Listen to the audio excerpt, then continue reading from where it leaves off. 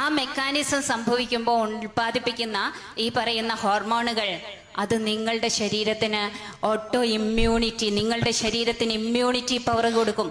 നിങ്ങളുടെ ശരീരം എന്തൊക്കെയാണ് പറഞ്ഞു വെക്കുന്നത് വല്ല പിടിയുണ്ടോ?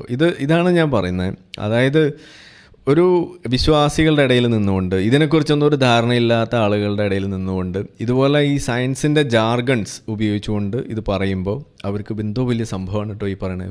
ഈ ഡോക്ടർ എന്താണ് ഹോർമോൺ എന്നൊക്കെ പറയുന്നുണ്ട്, ഈ ഡോക്ടർ മറ്റേ എന്താണ് ഓട്ടോ ഇമ്മ്യൂണിറ്റി എന്ന് വരെ പറഞ്ഞു വെക്കുന്നു. അപ്പോൾ ഇതെന്തോ വലിയ സംഭവമാണെന്ന് തോന്നും.